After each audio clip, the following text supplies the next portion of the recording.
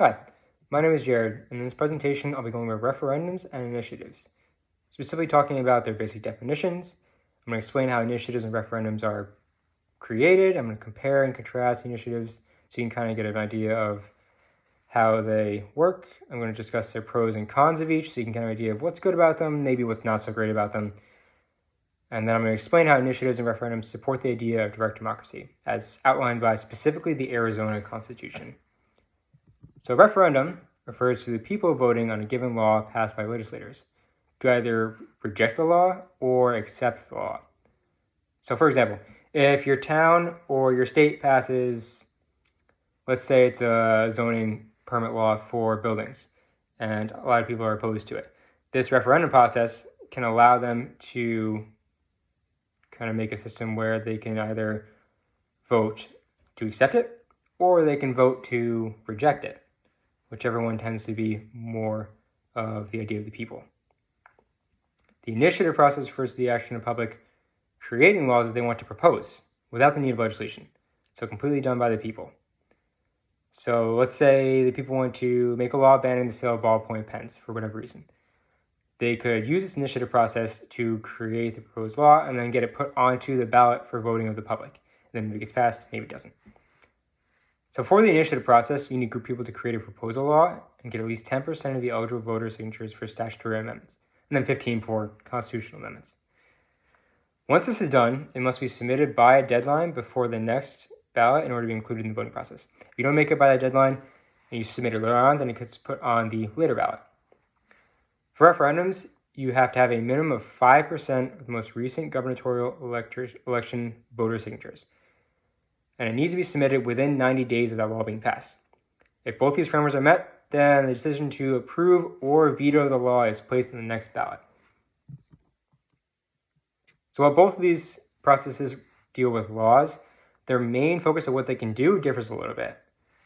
So for a referendum, it focuses on repealing or accepting an existing law through the voting of the people. While an initiative is focused on the creation of a law without the need of the government having to propose it in the first place. So initiatives cannot repeal laws, but a referendum can. Initiatives can create laws, but a referendum cannot. However, both these processes give power to the citizens over the government to help prevent abusive legislation and keep the laws in the interest of the people. For both these processes, there are some pros and cons that come along with it. So some of the pros involved in initiatives is the ability of the people to create laws that reflect their best interests, providing a system to help keep the government in check through the people. It also makes it easier to introduce laws that some may find controversial, such as the legalization of cannabis. The con of the system is the ability of the people to make laws with little information, if no information, input from experts that can better understand the effects of what these laws might have. For example, the people could create an initiative to have a law allowing wolves as pets in whatever state. Right?